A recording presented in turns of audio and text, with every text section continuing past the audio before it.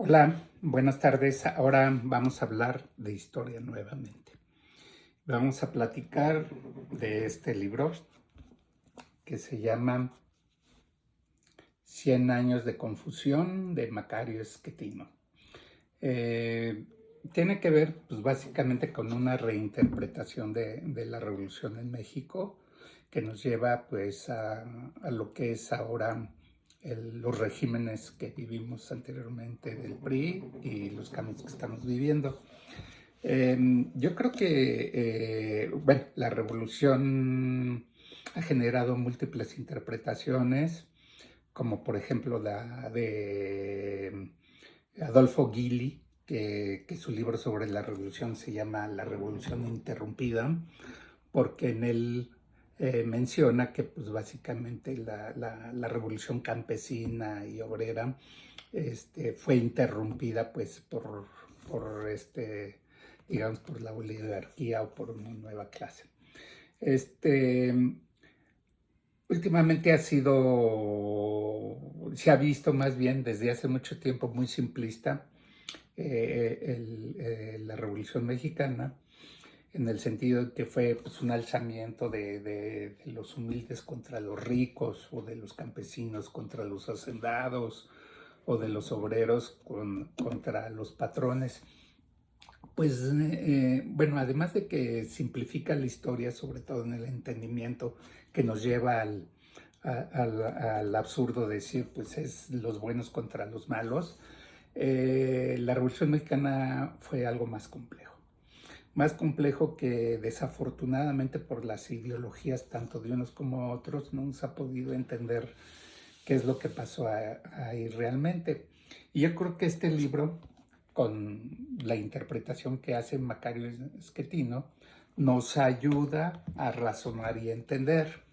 Yo, por ejemplo, desde hace tiempo, pues siempre nos vendían que había un movimiento liberal, popular, etcétera, que empezaba con Villa, Zapata y terminaba con Lázaro Cárdenas. Sin embargo, pues hay cosas que incluso los explica Fernando Benítez en su biografía de Lázaro Cárdenas, que son libros excelentes. Decía que al final del día, pues Cárdenas luchó contra Villa, porque él como parte de la convención se cambió de bando hacia el bando constitucionalista porque no veía en ellos, primero porque había un rompimiento contra la autoridad por Francisco Villa. Recuérdense que Francisco Villa mandó matar al presidente y a todos los miembros de la convención, que eran el presidente de México. ¿Por qué? Pues porque no seguían sus órdenes, ¿no? Eso lo relata también de una manera bastante interesante Martín Luis Guzmán en su libro El águila y la serpiente. Pero así hay una serie de cosas. Por ejemplo, nadie nos ha explicado por qué los batallones obreros formados en la Casa del Obrero Mundial en México participaron junto a Álvaro Obregón en las famosas batallas de Celaya, donde pues sucumbieron, pues realmente donde Villa perdió la guerra. O no nos explican por qué el famoso Emiliano Zapata, con su plan de tierra y libertad, pues ese plan no fue contra Porfirio Díaz, fue contra Madero. Precisamente Zapata se levantó en armas y promulgó el plan de Ayala en contra del gobierno de Madero. Y así hay otras situaciones o anécdotas que no nos... Por ejemplo, el Congreso Constituyente de 1917, pues la idea de Carranza era hacer básicamente una prolongación de la Constitución del 57 para darle matiz. Sin embargo, el que realmente metió ahí a los diputados y hizo que esa Constitución fuera de avanzada, pues fue Álvaro Obregón. Él fue el que sobre todo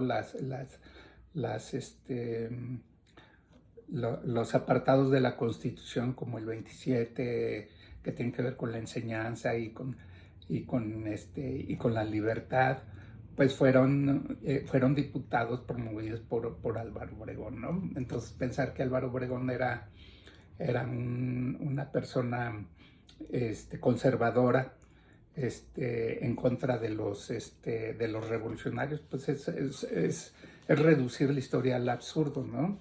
Entonces, y esto es muy pertinente porque de alguna manera nos siguen tratando de vender la historia con que de un lado están los buenos y otros los malos, los progresistas y los retrógradas. Yo creo que tanto la historia como la realidad es más compleja que la simplificación de buenos y malos, que esa es una doctrina pues, muy maniquea que viene de San Agustín desde hace muchos años y que simplifica el discurso político, sobre todo de aquellas personas que no repiensan la realidad en beneficio precisamente de la gente.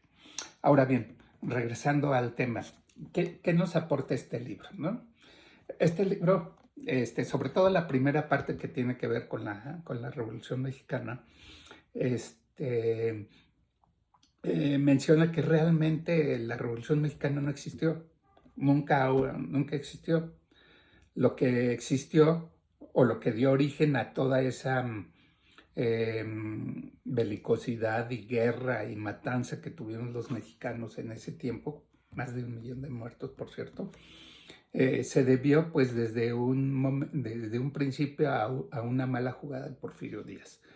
Porfirio Díaz, pues, que te controlaba el Estado y los mecanismos de sucesión presidencial, pues envejeció y con ello se envejecieron los mecanismos de control político en México, ¿no?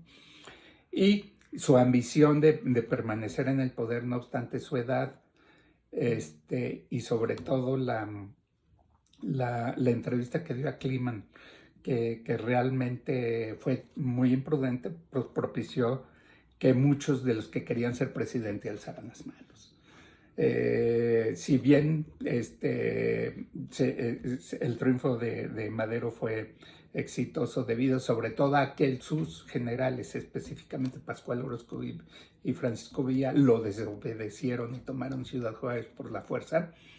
En el momento de irse de Porfirio Díaz, pues, todos los mecanismos de control porfirista pues, se desaparecieron y se desató pues realmente una guerra civil en donde como dice Esquetino, se dio un encuentro entre todos contra todos, en donde pues buscaban más su beneficio personal que un ideario político. Otro ejemplo es, por ejemplo, Francisco Villa nunca publicó ningún plan, a diferencia de todos los demás. Es esta visión heterodoxa de la historia, yo creo que nos ayuda a comprender más lo que es México, y sobre todo pues la conclusión de Esquetino es que con Lázaro Cárdenas en 1933 se dio la invención de la Revolución Mexicana. ¿Por qué? Porque fue con Cárdenas cuando se restauraron los mecanismos de control político y de poder que permitieron la gobernabilidad del país y permitieron de alguna manera terminar con las guerras civiles existentes. La segunda parte del libro pues, tiene que ver cómo evoluciona el sistema político, pero esta visión bastante peculiar de la historia, yo creo que nos ayuda a comprender que pues, las cosas no son como nos los dicen, y sobre todo nos ayuda pues, a tener una mentalidad más abierta de que las personas, como decía Marx en el 18 Brumario, las personas no son lo que ellos creen que son, sino las personas son las acciones que hacen. Y muchas de estas acciones pues no representan precisamente un beneficio general hacia la población, sino más bien representan los intereses particulares que no necesariamente tienen que ver con su situación patrimonial, sino muchas veces pues, con ese deseo de tener el poder que se explica pues, sobre el dominio de los demás. Por tanto, pues les recomiendo por favor este libro, sean críticos, véanlo, yo creo que vale la pena leerlo y avanzar sobre eso. Obviamente, pues aquí hay cosas que no les van a gustar, pero también hay cosas que les van a gustar. Muchas gracias.